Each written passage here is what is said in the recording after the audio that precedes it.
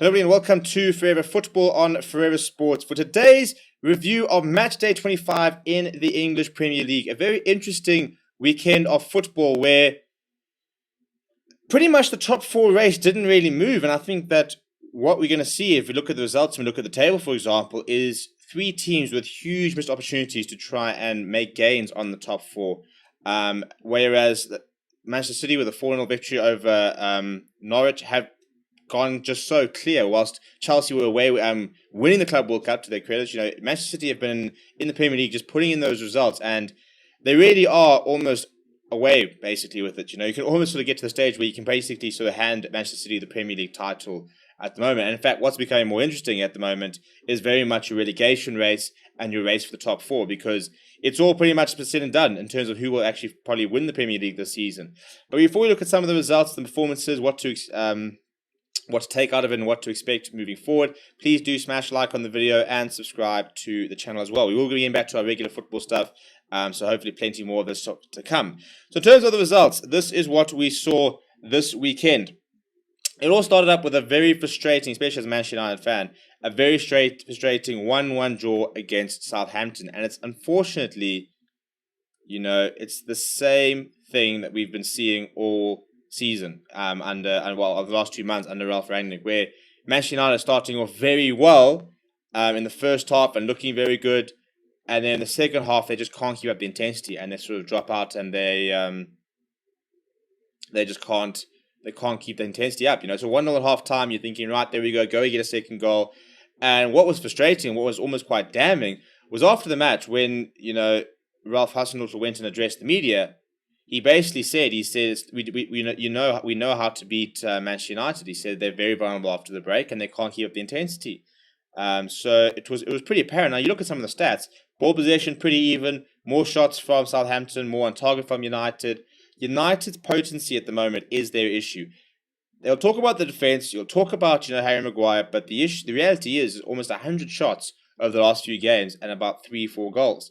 And here, 12 shots, 8 on target, and only 1 goal in the match. You know, 4 big chances, 3 big chances missed.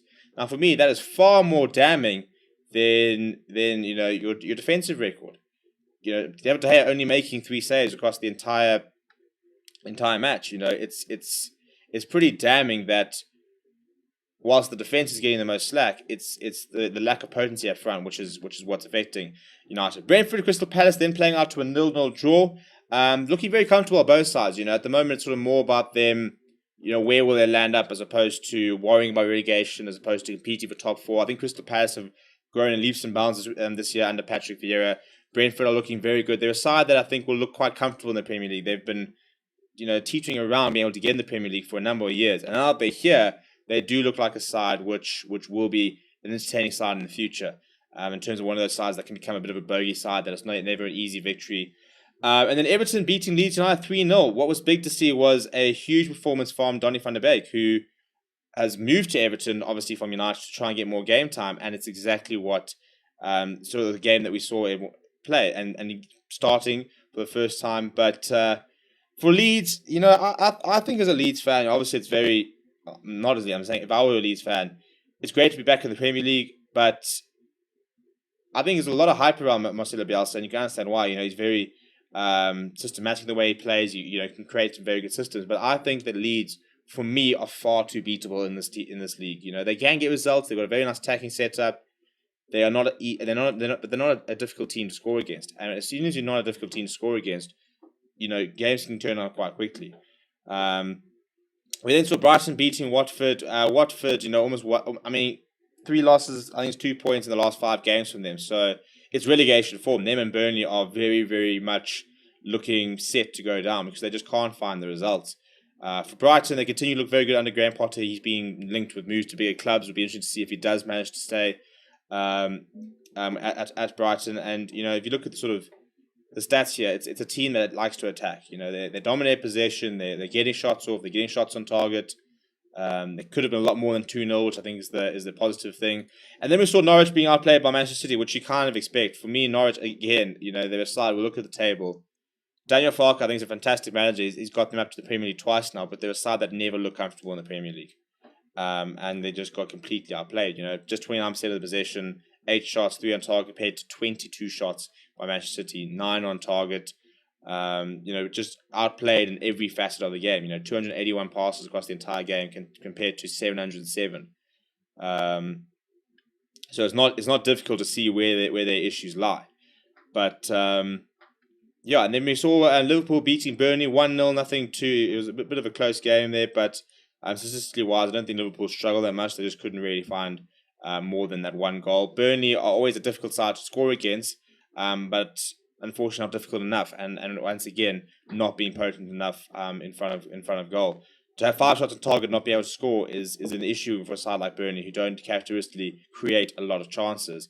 A huge result in the weekend, however, was Newcastle beating Aston Villa. Aston Villa have been looking very good under Steven Gerrard, but Newcastle all of a sudden have, I think the last time they lost a Premier League game was the 19th of December. So the next time they play is the 19th of February. It will be exactly 2 months since their last loss.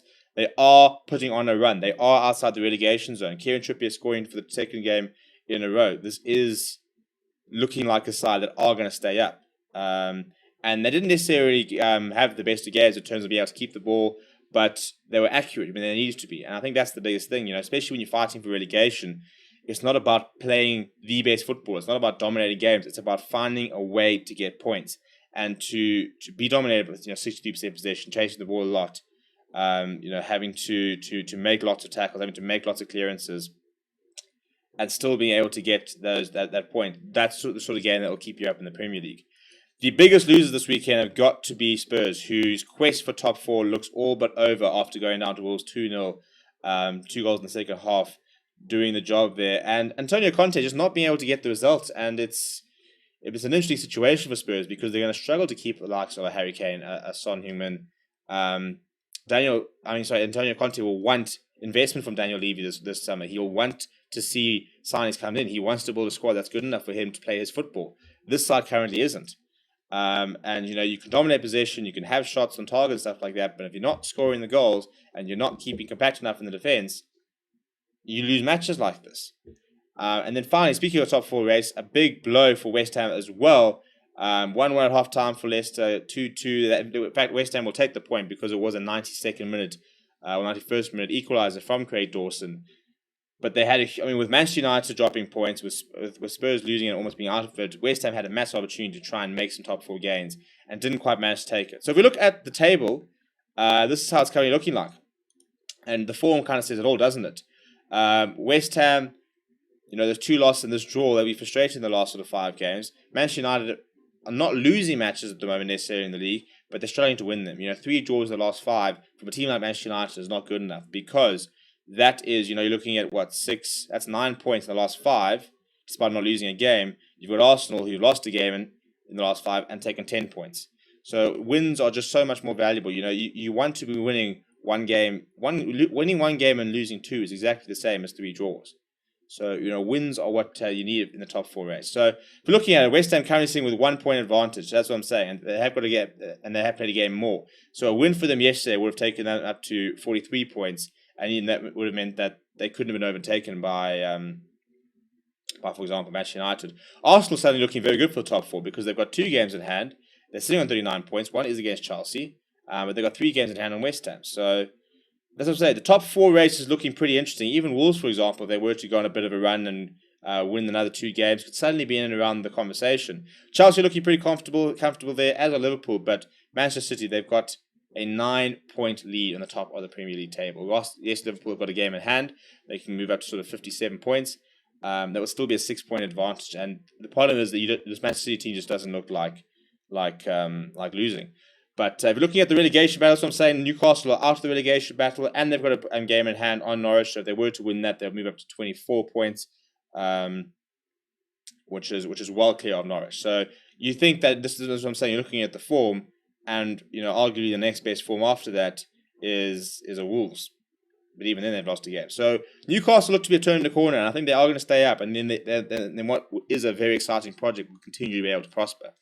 Norwich, Watford, Burnley, it's all looking very ominous for them. Norwich, couple of wins to give them a bit of hope, but this is proper relegation form. 3 losses, 3 draws. You've got to find victories. You've got to find all 3 points in these games. Let me know what you thought about this final round down in the comments below. Please do smash like on the video and subscribe to the channel as well. We will be back with a lot more football in the coming months as we build towards Champions League playoffs, Champions League finals, and then we've got the World Cup at the end of the year. So plenty of football to look forward to, and we'll be taking you through it all here on Forever Sports.